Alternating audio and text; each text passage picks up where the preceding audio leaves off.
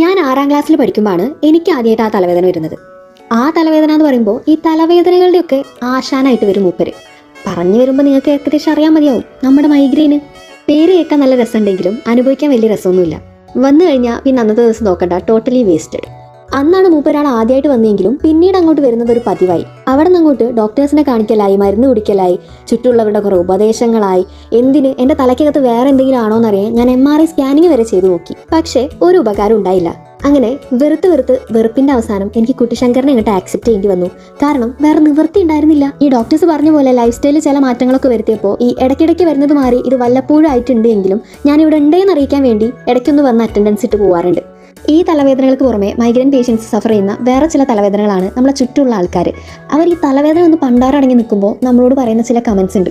ഈ ചെറിയ തലവേദനയ്ക്കാണോ നീ ഇങ്ങനെ കിടന്ന് ഓവർ റിയാക്ട് ചെയ്യുന്നത്? തലവേദനയൊക്കെ എല്ലാവർക്കും വരുന്നതാണ്. ഇത് വെറുതെ പണിയെടുക്കാതിരിക്കാനുള്ള ഓരോ അടവുകളാണ്. ഒരു തലവേദന വരുമ്പോഴേക്കും ഇങ്ങനെ ഡൗൺ ആയാലും എങ്ങനെ? ഈ അൺസഹിക്കബിൾ ആയ തലവേദനേൻ്റെ കൂടെ ഇത്തരക്കാരെ കൂടി സഹിക്കേണ്ടി വരിക എന്ന് പറയുന്നത് ചെറിയൊരു കാര്യമല്ല. അവരോടൊക്കെ ഒന്നേ പറയാനുള്ളൂ, നിങ്ങൾക്ക് ഈ വേദന വരാതിരിക്കട്ടെ. കാരണം വന്നു കഴിഞ്ഞാൽ നീ പറയുന്നത്ര എളുപ്പമായിരിക്കില്ല കാര്യങ്ങൾ. ഇഷ്ടമുള്ള ഫംഗ്ഷൻസ് ഒന്നും എൻജോയ് ചെയ്യാൻ പറ്റില്ല, ഇഷ്ടമുള്ള പെർഫ്യൂംസ് ഒന്നും യൂസ് ചെയ്യാൻ പറ്റില്ല, ഒരുപാട് വെളിച്ചം പറ്റില്ല, ഫോൺ പറ്റില്ല, ശബ്ദം പറ്റില്ല, ടെൻഷൻ അടിക്കാനും പറ്റില്ല.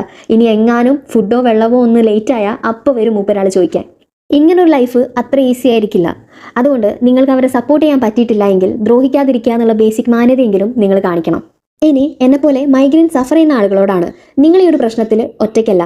നമ്മളെപ്പോലെ ഒരുപാട് ആളുകൾ ഈ ലോകത്ത്. നിങ്ങൾക്ക് കിട്ടുന്ന എല്ലാ ഉപദേശങ്ങളെയും പരീക്ഷിക്കാതിരിക്കുക. ഒരു ഡോക്ടറെ കാണിച്ച് അദ്ദേഹം പറയുന്ന കാര്യങ്ങളെ ഫോളോ ചെയ്ത് കഴിഞ്ഞാൽ ഒരു പരിധിവരെ നമുക്കിതിനെ കുറയ്ക്കാൻ വേണ്ടി പറ്റും. മൈഗ്രെയിൻ ആളത്ര ശരിയല്ല, അത് നമ്മളെ ഫിസിക്കലി മെന്റലി ഒക്കെ ഡൗൺ ആക്കുന്നുണ്ടെങ്കിലും ഒരു ഹെൽത്തിയർ ആയിട്ടുള്ള ലൈഫ് സ്റ്റൈൽ മെയിൻറ്റെയിൻ ചെയ്യാനും ഡിസിപ്ലിൻഡ് ആയിട്ടിരിക്കാനും ഒക്കെ നമ്മളത് ഹെൽപ്പ് ചെയ്യുന്നുണ്ട് എന്നോർത്ത് ടെൻഷൻ അടിക്കാതെ ഒരു പോസിറ്റീവ് ആസ്പെക്റ്റിൽ നമുക്ക് അതിനെ നോക്കി കാണാം. അപ്പോൾ ശരി, ബൈ ബൈ.